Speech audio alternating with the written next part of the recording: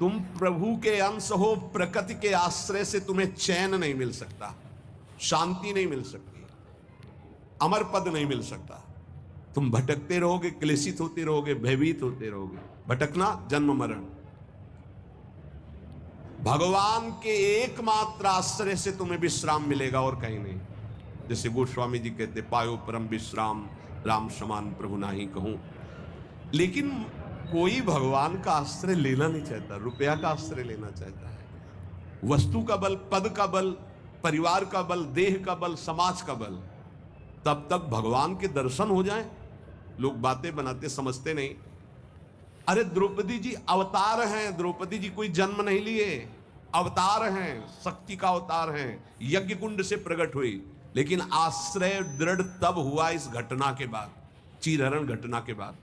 नहीं, पांडवों का आश्रय था, सभा का आश्रय था, अपना बल का आश्रय था, दांत का आश्रय लिया।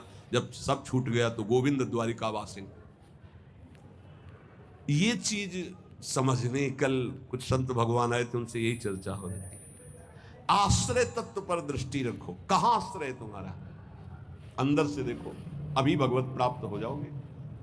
बिगड़ी जन्म अनेक की, अब ही सुधरे आज आज अभी।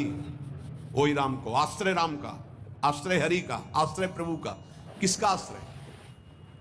सूरदास जी महाराज कह रहे हैं, अपबल, तपबल और बाहुबल, चौथो बल है दाम। किसका आश्रय इनमें से? अपना बल, तपस्या का बल, दाम का बल, विद्या का बल। किसका बल है? बोले सब बल कहां जागृत होता है? बोले हारे को हरे नाम। तो भगवान के आश्रित हो गया, नाम के आश्रित हो गया।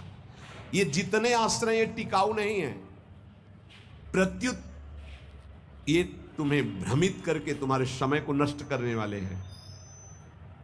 जिसने धन का आश्रय ले लिया, पतन है, शास्त्र कह रहा है। क्यों पतन है? खूब बल आ जाता है अंदर, क्योंकि गलत आश्रय लिया ना धन का। अब वो मत वाला हो जाता है, शराब पीना, मांस खाना, व्यभिचार करना, ये उद्दंडता ही उद्दंडता आने लगती है। अब भगवत आश्रित और धन आ गया तो उसका धन दूसरी जगह जाता है, क्योंकि आश्रय सही है।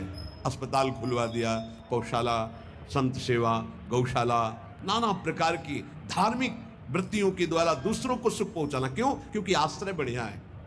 केवल धन का आश्रय है तो सब दोष आ जाते हैं। इतना ही नहीं, शुभ कर्मों का आश्रय बन जाता है, साधना का आश्रय बन जाता है। अपनी साधना, रोज परिक्रमा लगाता हूं, रोज ये करता हूं, ये करता हूं। देखो दिखाई दे रहा है भक्त। भगवान, भक्त का मतलब होता है भगवान का आश्रय। अब वो ये जो सत साधनाएं हैं, असत नहीं है, पर इनका जो आश्रय हो गया वो डायरेक्ट भगवान के आश्रय से हट। अब हमारी टांगें मजबूत हैं तो हम परिक्रमा लगा रहे हैं, कल टांग टूट गई तो आश्रय भगवान का, उनके आश्रय से भगवत प्राप्ति होगी, कोई इनके आश्रय से थोड़ी। लेकिन अगर वो आश्रय लिया है तो फिर लगेगा हमसे कोई साधना ही नहीं हो रही, आप असंतुष्ट हो जाएंगे। एकमात्र भगवान का आश्रय। तभी कह रहे बिगड़ी जन्म अनेक की, अब ही सुधरे आज, अभी इसी क्षण सुधार हो जाएगा, अभी इसी क्षण बात बन जाएगी। अनेक जन्मों की बिगड़ी क्या? आश्रय केवल प्रभु का, मामुपाश्रिता। भगवत प्राप्ति की साधना का भी आश्रय, ध्यान दो, ये बड़ा सूक्ष्म आश्रय। केवल प्रियालाल का साधना बन रही बढ़िया, कल साधना ना बने, ऐसे रोग हो जाए, ऐसी शरीर की स्थिति हो जाए, ऐसी मना स्थिति हो जाए तो हमें भगवत प्राप्ति नहीं होगी क्या? होगी। बोले क्यों होगी? तुमसे कोई साधन तो बनता नहीं। बोले हमने साधन का आश्रय नहीं लिया, हमने तो प्रियाजू का आश्रय लिया। सर्वेषु साधन वरेषु चिरम निराशा। बात समझना, ये आंतरिक है, आध्यात्मिक। भरोसा केवल प्रभु का, आश्रय केवल प्रभु का, इसी से भगवत प्राप्ति होती है। पूर्व में जब प्रथम बोलना शुरू हुआ था मुरारी से, उनसे यही आश्रय तत्व पर केवल चर्चा होती थी। आश्रय को समझिए। अगर आश्रय साधन का, तो भोग साधन का होता है, साधन सुख का भोग होता है। इसीलिए यह गुण साधनते नहीं, बड़ा सूक्ष्म। अब जैसे अल्पज्ञ साधक है तो सोचता है कि फिर तो साधना ही नहीं करनी चाहिए। तो अभी तक आप कर रहे थे क्या? आपसे करवा रहे थे जिनके आश्रित हो। ऐसे भाव में आओ। साधन हो रहा है, प्रभु को समर्पित हो रहा है। नहीं हो रहा है तो हम तो प्रभु को समर्पित ही हैं। हमारी भगवत प्राप्ति तो पक्की है। पर ये समझ आनी बहुत कठिन हो जाती है। हम परिक्रमा लगाया है तो कह सकते हैं कि हम भगवत प्राप्ति कर सकते हैं, क्योंकि साधन का भरोसा है। अगर नहीं लगा पाए तो हमारे भरोसा में कमी हो जाएगी।